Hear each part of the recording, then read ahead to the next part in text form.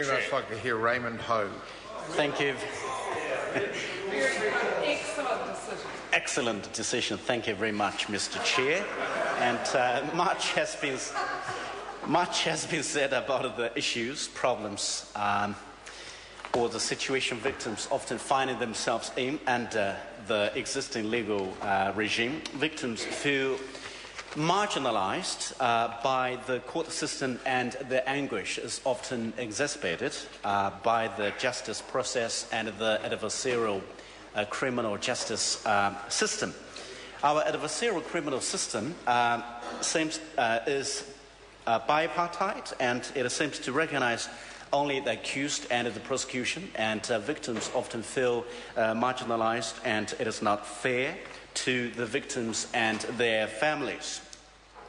Now, Part 2 concerns amendments to Children, Young Persons and Their Families Act 1989, and the Law Society, in its submissions to the Justice and Electoral Select Committee, raised concerns about the move to allow children's pictures in courts, saying young victims should be protected from the judicial process. And the proposals of this bill, they would enable the families of murder victims to attach photographs of the loved ones to statements presented to juries, and allow child victims to show the drawings to court. The Law Society, in its submissions, supported the moves in the legislation to give adult victims the right to read their statements in courts, but its family law section chair told the select committee that children who had been victims of the crime shouldn't be subjected further to the court process. And he said he did not think the move would be an advancement for children's rights to have them directly involved in an impact statement. Talking about the impact statement, both the chief judges of the High Court and district courts expressed their concerns in their short but powerful submission to the Select Committee.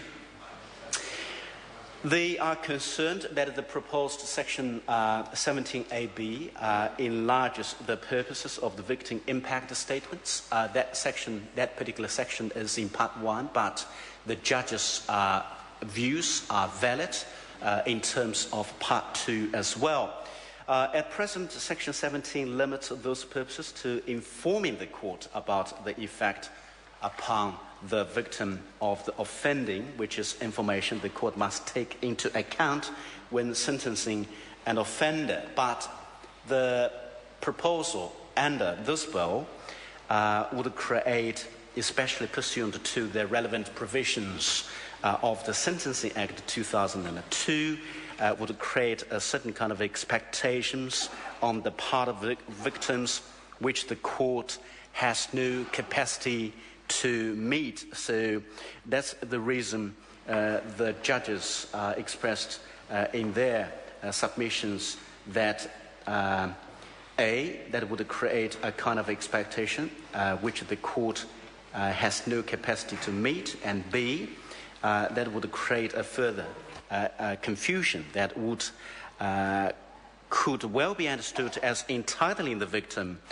to express his or her view about an appropriate sentence for that offending. But under the Sentencing Act, there is no provision which enables a court to take into account the victim's views about an appropriate sentence. And indeed, to do so would conflict with one of the underlying principles of sentencing, that similar offenders should receive similar sentences for similar offending in similar circumstances.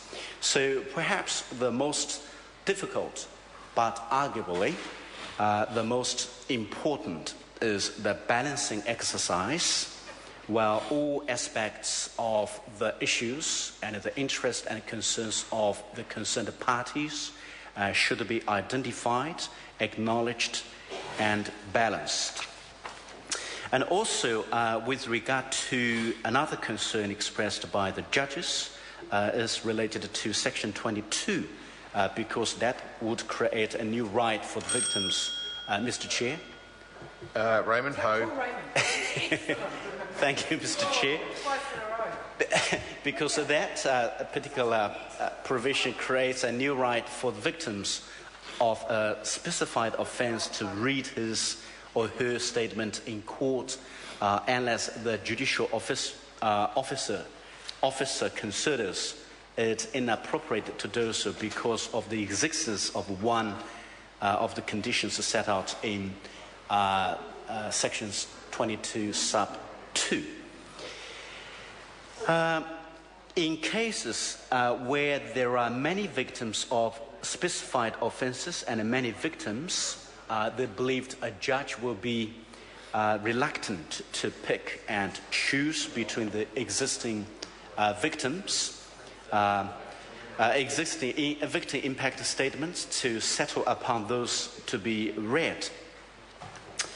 Mr. Chair, the regulatory impact statement given in connection with the revised victims policy did not in itself quantify the likely additional demands upon the court system, but in the judge's view, it will be significant. Mr. Chair, as I said, the Chief High Court Judge and also the Chief District Court Judge both expressed their concerns in their submissions that it would be difficult for a judiciary officer to impose time limits on the victim reading a statement.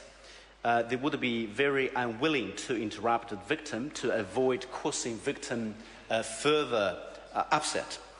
They also noted that when there were many victims in a case, as I said previously, a judge would be reluctant to pick and choose, and the likely outcome would be all victims given a statement.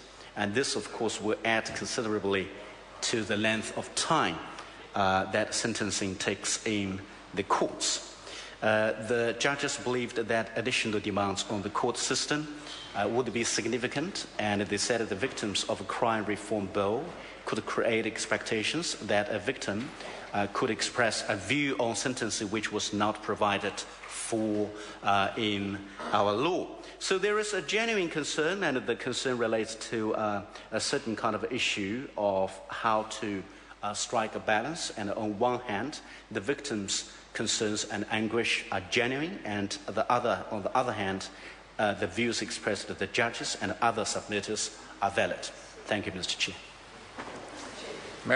Honourable Marion Street. Thank you very much, Mr. Chair. I rise to speak to this part 2 of the Victims of Crime Reform Bill because this